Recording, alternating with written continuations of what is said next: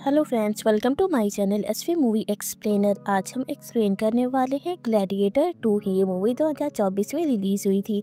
Movie की starting में हम रॉयल एम्पायर दिखाया जाता है, जहाँ पे सभी सोल्जर्स होते हैं और ये सभी सोल्जर्स जंग के लिए रेडी हो रहे थे, क्योंकि थोड़ी ही देर में रोमन आर्मी जो कि इस एम्पायर के ऊपर अटैक करने के लिए आ रही होती है, और रोमन आर्मी जो कि बहुत ही तेजी से के ऊपर अटैक करने के लिए आगे बढ़ती है। इसीलिए रॉयल एम्पायर के सभी सोल्जर्स भी रेडी हो रहे थे।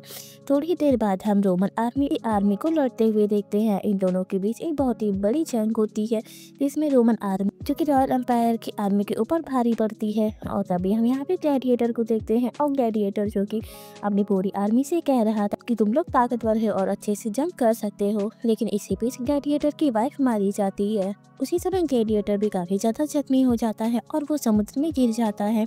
थोड़ी देर बाद ग्लैडिएटर को जब होश आता है, तब वो देखता है कि रोमन की आर्मी उसके पूरे एम्पायर पर अपना कब्जा कर चुकी है और उसने रॉयल एम्पायर की सभी आर्मी को बंदी बना लिया है। और ये सारी चीज़ें देखने के बाद ग्लैडिएटर को बहुत ही ज़्यादा बुरा फील होता है और वो अपने आप को काफ़ी ज़्यादा हेल्पलेस फील कर रहा था। उसी समय रोमन आर्मी के दो सोल्जर्स आते हैं, जो कि ग्लैडिएटर को पकड़ते हैं और उसे उस रूम में डाल देते हैं जिस रूम में रॉयल एम्पायर की सभी आर्मी को उन्होंने बंदी बनाया था। जिसके बाद हम रॉयल एम्पायर के सभी जो कि अब रोमन आर्मी के कैदी हो चुके थे, ये लोग अब उन कैदियों से बहुत ही ज़्यादा बदतर सलूक करते थे और उनसे बहुत ही ज़्यादा मेहनत मजदूरी करवाते थे और उन्हें बहुत ही ज़्यादा मारते पीटते थे। अब कुछ दिन बाद ही ग्लैडिएटर और उसके कुछ साथियों को एक शिप में बैठाया जाता है और उन्हें इस शहर से बहुत ही दूर लेके जाते हैं और एक ऐसी जगह लेके जाते हैं जो कि बहुत ही ज़्यादा सुंदर जगह होती है। बेसिकली ये एक रोमन एम्पायर होता है, जहाँ पे हम रोमन एम्पायर के दो शहजादों को भी देखते हैं। ये रोमन आर्मी का जनरल जो कि ग्लैडिएटर और उसके साथियों को अब रोमन एम्पायर में ही छोड़ करके जाने लगता है, लेकिन जनरल की बातों से हमें ये पता लगता है कि वो भी इस जंग से बिल्कुल खुश नहीं था। जिसके बाद जनरल यहाँ से चला जाता है और उसे ये सब कुछ मजबूरी में करना पड़ रहा था, क्योंकि उसे अपने किंग को खुश रखना था। जिसके बाद हमें अब ग्लैडिएटर और उसके साथियों को दिखाते हैं। इन लोगों को एक फील्ड में लाया जाता है, जहाँ पे इन लोगों का सामना काफी जंगली जानवरों से करवाते हैं। ग्लैडिएटर जो कि बहुत ही ज्यादा ताकतवर होता है, वो अब इन सभी जंगली जानवरों से अपना सामना करता है और वो इस जंग को जीत जाता है। तभी हम यहाँ पे बैठे हुए सभी किंग में से एक किंग को देखते हैं, जो कि खड़ा होता है और वो ग्लैडिएटर को खरीदने की बात करता है। जिसके बाद वो किंग अब ग्लैडिएटर को खरीद लेता है और उसके बाकी के साथियों को अब उन कैदियों के साथ बंद कर दिया जाता है, जो कि बाकी सारे एम्पायर्स के होते हैं। और इन सभी कैदियों को एक खास तरीके की ट्रेनिंग दी जा रही थी, ताकि वो लोग आगे चल के बहुत ही अच्छे सोल्जर बन जाए और उन्हें वो लोग अपनी आर्मी में शामिल कर सके। वहीं दूसरी तरफ अब हम उस किंग को देखते हैं जिसने ग्लैडिएटर को खरीदा होता है, और वो किंग अब ग्लैडिएटर को अपने कैबिन में लेके जाता है, जहाँ पे वो उससे बात करता है, क्योंकि उस किंग को अब ग्लैडिएटर की सभी स्किल्स काफी ज्यादा पसंद आई होती है। जिसके बाद किंग अब ग्लैडिएटर से बात करता है और ग्लैडिएटर अब बात करने के दौरान ही उस किंग से कहता है कि मैं उस जनरल को मारना चाहता हूँ जिसकी वजह से मेरी वाइफ की जान गई है। मैं उसे अपनी वाइफ की मौत का बदला लेना चाहता हूँ। और ये बात सुन करके किंग जो कि काफी जोर जोर से हंसने लगता है। वहीं दूसरी तरफ अब हम रोमन आर्मी के जनरल को देखते हैं, जो कि अपनी वाइफ से बात कर रहा था और वो अपनी वाइफ से कह रहा था, अब मैं मासूम लोगों को मार मार के थक चुका हूँ, मैं इस चीज से छुट्टी पाना चाहता हूँ। मुझे नहीं अच्छा लगता है मासूम लोगों को जान से मारना, लेकिन मुझे ये सब कुछ करना पड़ रहा है क्योंकि मुझे अपने शहनशाहों को खुश करना है। लेकिन अब मैं ये सब कुछ नहीं कर सकता, क्योंकि मैं अब उन दोनों शहनशाहों से बदला लेना चाहता हूँ, जो कि अपने एंटरटेनमेंट के लिए ये सब कुछ करवा रहे हैं। वहीं हमें अब अगेन से रोमन एम्पायर दिखाया जाता है, जहाँ पे एक बहुत ही बड़ा सा फंक्शन होता है, जहाँ पे अब सभी एम्पायर के किंग आए होते हैं और ये सभी किंग अपने साथ अपने अपने ग्लैडिएटर को लाए होते हैं। और इसी के साथ अब हम उस किंग के ग्लैडिएटर यानी कि लूसियस को देखते हैं, और लूसियस भी यहाँ पे आया होता है। और ये सभी शहनशाह जो कि अब इन सभी किंग के ग्लैडिएटर्स की फाइट कराते हैं। इसमें लूसियस ने भी पार्टिसिपेट किया होता है, और लूसियस जो कि एक सोल्जर को जान से मार देता है, क्योंकि लूसियस जो कि बहुत ही ज्यादा शक्तिशाली होता है। और ये चीज देख करके यहाँ के सभी किंग की नजर अब लूसियस के ऊपर होती है। तभी हम रोमन एम्पायर के दो शहनशाहों को देखते हैं, और इनमें से एक शहनशाह जो कि अब लूसियस की इस पावर को देख करके काफी ज्यादा खुश होता है, और वो अब सभी के सामने ये ऐलान करता है कि लूसियस को अरीना में लाया जाए। वहीं दूसरी तरफ अब हम उस जनरल को देखते हैं, जो कि अब अपनी आर्मी के साथ मिलकर के ये प्लान बना रहा था कि एरिना का जिस दिन लास्ट डे होगा, उस दिन वो रोमन एम्पायर के ऊपर अपने सैनिकों के साथ अटैक करेगा और वो अब अपने दोनों शहनशाहों को जान से मार देगा। जिसके बाद हमें अब वो दिन दिखाते हैं जिस दिन अब सभी कैदियों और लूसियस को भी एरिना में लाया गया होता है, क्योंकि एरिना का खेल इन शहनशाहों को खुश करने के लिए ही किया जाता था। अब यहाँ पे हम सभी कैदियों और लूसियस को भी देखते हैं और वो भी यहाँ पे अब अपनी जंग के लिए तैयार होता है।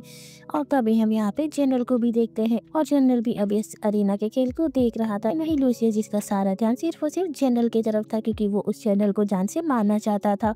जिसके बाद अब अरीना का खेल शुरू होता है और ये अब लूसियस के सामने एक बहुत ही ताकतवर सोल्जर आता है जो कि बहुत ही ज़्यादा पावरफुल होता है और वो लूसियस से अब सामना करता है। और वो सोल्जर जो कि अब लूसियस को लगातार मार रहा था, लेकिन लूसियस उसे नहीं मार पा रहा था। लेकिन तभी हम यहाँ पे जनरल की वाइफ को देखते हैं और जनरल की वाइफ अब इस एरिना में ये अनाउंस करती है कि लूसियस को छोड़ दिया, क्योंकि वो अब मुकाबला नहीं कर सकता है और इसी वजह से लूसियस को अब इस एरिना से सेफली बाहर निकाल दिया जाता है। इसके बाद हम अब जनरल की वाइफ को देखते हैं जो कि अब लूसियस के पास आती है और उसे हक करती है और यहाँ पे हमें पता लगता है कि लूसियस और कोई नहीं जबकि जनरल की वाइफ का बेटा होता है, यानी कि वो ग्लैडिएटर ही होता है। जिसके बाद जनरल की वाइफ अपने बेटे लूसियस को बचाने के लिए उसे सेफली यहाँ से बाहर भेज देती है।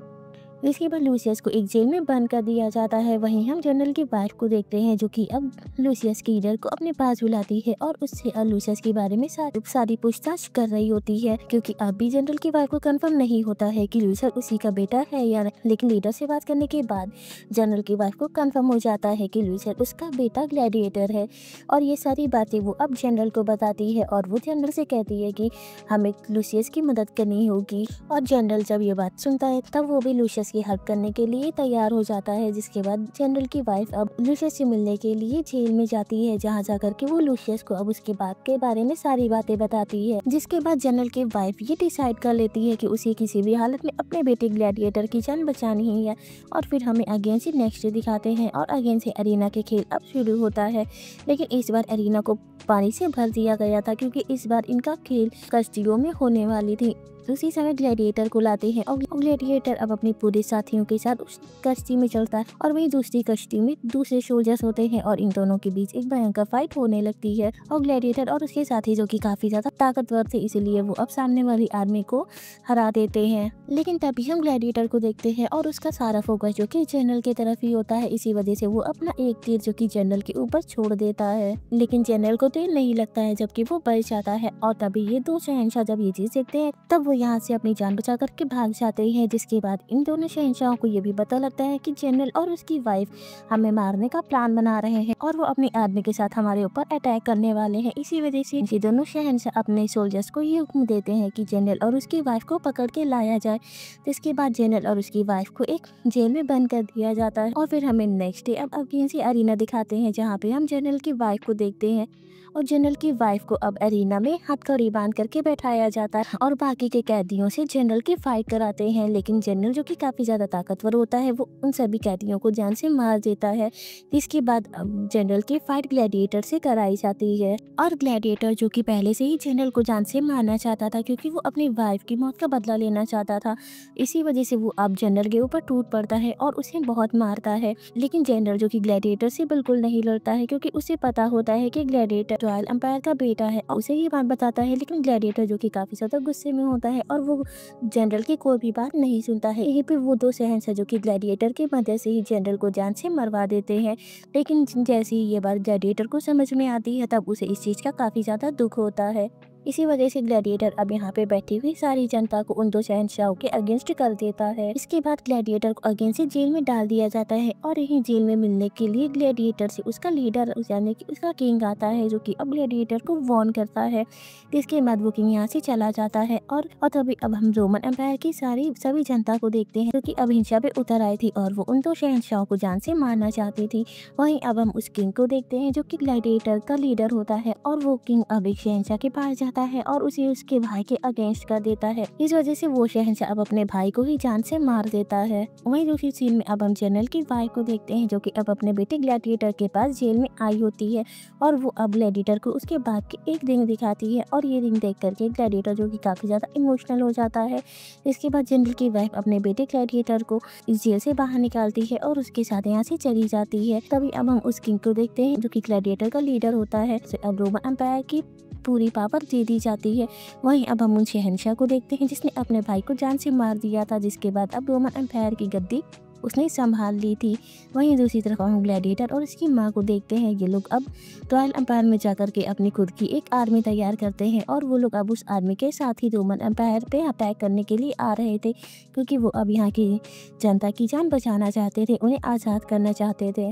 और तभी अब हम उस किंग की आर्मी को देखते हैं जो ग्लैडिएटर की माँ को पकड़ लेते हैं और उसे अरीना में पेश करते हैं उसे सज़ा देने के लिए। लेकिन तब तक के यहाँ पे ग्लैडिएटर आ जाता है अपनी माँ की जान बचाने के लिए और वो अब अपनी पूरी आर्मी के साथ किंग और इस शहंशाह के ऊपर अटैक करता है और उन्हें मारता है। लेकिन तभी अब हम उस किंग को देखते हैं जो कि अब ग्लैडिएटर की माँ के ऊपर एक तीर चला देता है, जिस वजह से ग्लैडिएटर की माँ की मौत हो जाती है। और ये चीज़ देखकर कि ग्लैडिएटर को बिल्कुल अच्छा नहीं लगता है, जिसके बाद वो किंग यहाँ से भाग जाता है। लेकिन ग्लैडिएटर भी अब उस किंग का पीछा करता है और उस किंग तक पहुँच जाता है, जिसके बाद वो अब उस किंग की आर्मी के सामने ही उस किंग को जान से मार देता है। और इसी के साथ ग्लैडिएटर ने अपनी पूरी आर्मी के साथ मिलकर के अब रोमन एम्पायर की सारी जनता की जान बचा ली थी और उसे आज़ाद कर दिया था। और इसी के साथ इस मूवी की एंडिंग भी हो जाती है। Thank you for watching.